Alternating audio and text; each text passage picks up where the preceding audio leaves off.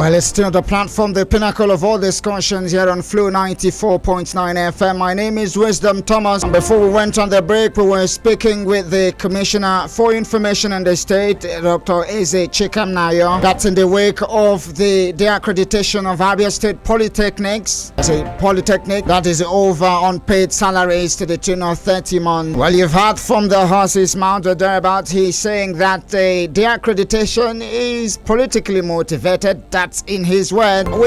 It's a two-way thing. We'll be speaking to another guest couple of moments from now, so we equally look at the issue of the accreditation of Abia State Polytechnic. We are live on Facebook on facebook.com/Flow949FM. You can go there, see what is happening in the studios, as well as drop your comments there, and we will definitely give it a looking in before we call it time on the platform this morning. Alright, it's still the platform, the pinnacle of all discussions. Remember, I told you that we're going to be speaking to another guest of mine this morning. We're going to be speaking to the former Commissioner for Finance in Abia State, Obinna Oriaku. Good morning, sir. Thank you for joining us. Good morning, sir. And nice having you. And good morning, Abians. Thank you very much for joining us. Well, Mr. Obinna, I understand that having been the Commissioner of Finance of this very state, I can say that you have an apt knowledge of how money comes and goes within the state. So straightforward now, is the problem of Abia Poly, is it beyond what the government of Abia State can handle within its financial stretch? No, it's not beyond what a government can do. But I'm also so quick to point out that all the people involved, both the government, management, and then of course workers includes management, and even the students, a lot needs to be done together to salvage that institution. But most importantly, the buck stops on that of the government. They take the decision, and it is their duty to get the right things done.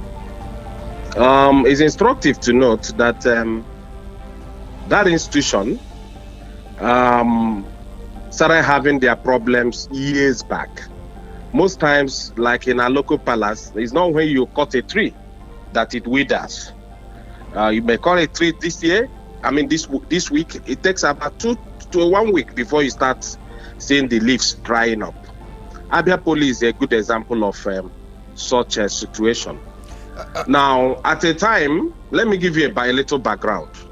Go ahead. At the time, that school had a student population of about 22,000 students.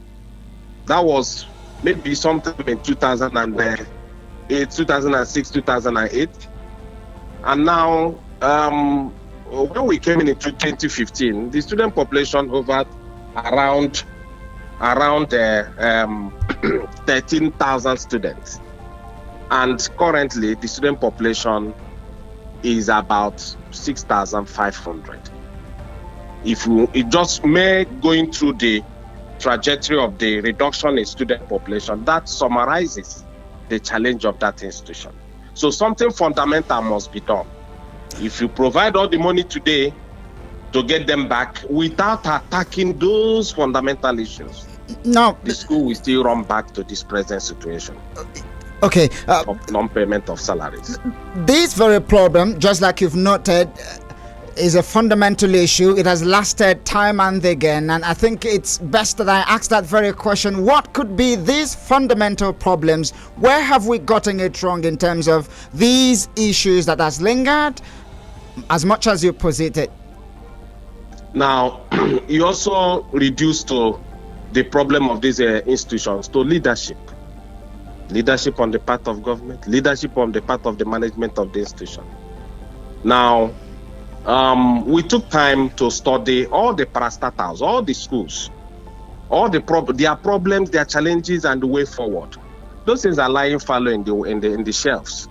The reports were headed by eminent Abians, some professors, and we had a detailed solution to those issues. One of those issues, some of the recommendations of those reports have been implemented. Some are yet to be implemented. And there's no need painting or running around.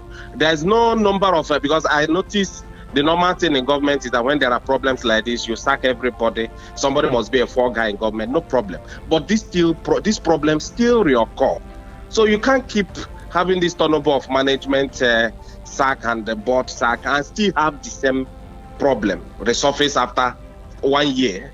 This should be about the 5th management that has been sacked in recent, but the problem still persists. So you need to attack them. One of them, or many of them, are still unattended to. We discovered a whole lot of rot in the system in that Abia Poly, where, of course, security men were over 80. Some lecturers, some department, I think statistics had about 15 lecturers teaching only adult 10 students. We had a whole number of problems. We had a situation where non-academic workers were very, very higher than academic workers. But of course, it's in some places, it's not as if they should be pari passu, but we saw a situation where employment into those areas were abused and a whole lot. So there should have been definite decisions on way forward for this institution. But till today, most of those recommendations are yet to be implemented. So what I'm saying in essence is that no matter the number of people you sack and bring in, until government sits down to take those decisions affecting the viability of that institution, it will keep going down. I've given you a chronological figures that from 22,000 students, you came down to 13,000, you are now at 6,005. And at 6,005, if you extrapolate based on number of school fees, which is the oil, which is the oil the school needs to run, that's the number of students. If you times 60,000, even though I understand they pay 57,000, if you use a round figure, it gives you 455 million.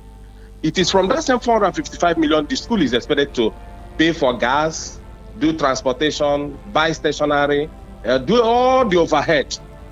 It is from there they still, and the 455 can only pay 2 or 3 months salary at 135 million monthly as their wage bill.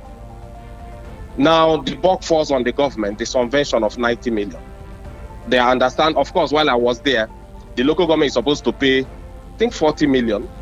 The state 60 million, 40 million, 30 million from the state, from the federal. Yeah, 40 million from the local government. That was what we met. But hardly that 40 million comes. It doesn't come. It's only the state that is saddled with that responsibility of paying that subvention. And the subvention also doesn't come. If you take the 90 million times 12, it gives you about 1 billion 60 million. 1 billion 60 million can only pay you 6 months salary, assuming the state government is consistent. So what does it tell you? There must be focused and intentional decision to grow the student population. Okay. That is the only way that school can run. And before you can grow the student population, you must restore confidence of the parents and even the students. And how do you restore confidence? Is to make sure that these strikes are reduced. And how do you remove this strike and make the school enviable and return it to its past glory? Is to make sure that salaries are paid, workers were taken care of. It's embarrassing. And then one important question, without really looking at who is there or who is not there, I'm being very objective. You ask your question, basic question, which I want to ask. If as a state, as an administration, because I was Commissioner of Finance from 2015 to 2019, if as an administration we received 1.9 billion, we received 2 billion, we received all-time high of 3.2 billion, 3.3 billion as at the time we were exiting. Now, last 3 months, the state got almost 6 billion. The federation shared 725 billion. So why is it that we were able to pay work? We were owing them 8 months. They went on strike. They blocked the gate of Abia Poly. They blocked the road, Abowere Road, for 8 months arrears. When we were receiving 2.8 billion, 3 billion, the facts are there, the figures are there. This is not about Obinna Oriaku being in opposition. And now you are receiving 5.7 billion, 5.5 billion. The outstanding has grown to 36 months. Why? The same with other institutions. So the question is, what has happened? What is the configuration? What has happened to the finance of the state? These are it's questions. Logical, ask yourself the question: if you were able to pay the school fees of your child when you were receiving 100,000, now that you are being paid 300,000, why is the child at home? Okay, thank you. So these are issues that must be addressed. Thank you very much, Obinna Oriaku, for talking to us this morning and then reacting to the issue of the accreditation of Abia State Polytechnics. It's been a pleasure talking to you this morning. Thank you for having me, and enjoy your weekend. You too, sir. At this very point, we needed to look at these issues from both ends and, of course, analyze them properly as to get our listeners very much informed about what is the state of things basically around the Abia State Polytechnic. At this very point, I think it's due that we hear from you. Let us feel your pulse in tandem with what we are talking about this morning. And when you're calling, tell us your name and location. There isn't any need to attack anybody or to do name calling using words which are unpalatable on radio. Let's try to be as civil as possible. Good morning. Thank you for joining the platform this morning. Can you hear me?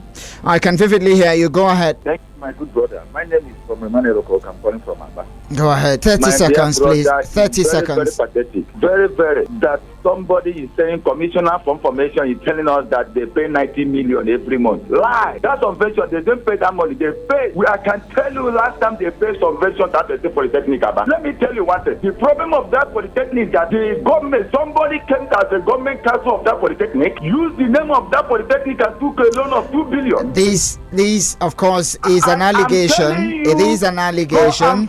The journalists go and verify it. It is. Somebody took a loan of 2 billion, and the governor has set a committee of inquiry. Thank you.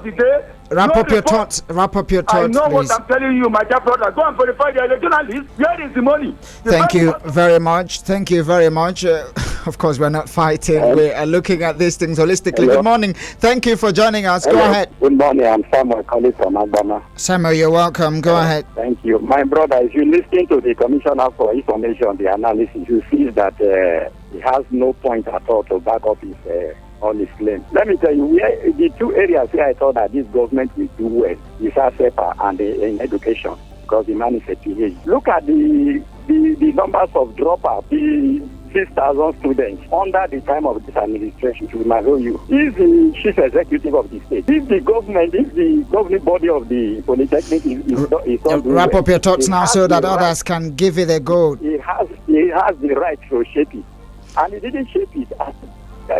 Blaming the Polytechnic this thing. Thank you. What the man said is thank you very much. Let's continue to take the calls. Sorry to let you go. Good morning. Tell us your name and location. Quickly, you have 30 seconds. My brother, good morning. Evangelist Ken, coming from Umuahia. We're happy to have you. 30 seconds. Thank you. I have keenly listened to your interview, and I want to make this contribution. Now, if they have been changing the rector every year, if Ikone has done well, like they said, why did they not allow him to finish or continue to make things better? Why did they remove him? Number one. Number two, they think they are dealing with fools in other states. If their opponents are sponsoring that, what of the pensioners? What of the HMD? They have nothing to offer. Thank you. They will all be broke. Thank you very much. Thank you very much. I told you there is no need to sound in that manner. This one is saying, good morning. What is the government doing about 42 months of unpaid pension to retirees between June 2015 to date? You did not add your name to your own message. This one is from Victor, and he says Abia State University has lost accreditation of our medical school, and now Abia State Polytechnic has lost her complete accreditation. Abians be wise in 2023 and avoid handing of Abia State government to anyone who might throw at their state around once beating, twice shy. That's the words of Victor. One more message as we leave the studio. Good morning, Wheezy and the guest. I thought Abia Poly is being managed by the federal government, and if the board is mismanaging resources, does governor has no right to bring them before? I think he's trying to ask a question. Doesn't the governor have the rights to bring them before the law? Thanks, King So from Olokoro. I'll take this very comment from Facebook. He says, please, sir, you said that subventions were given to Abia Poly as and when due, sir. Has that been replicated to Abia State College of Education Technical Arochukwu? Other things which you wrote there. Time is not our friend, but this is the point. The platform and the pinnacle of all discussion will be hitting crescendo.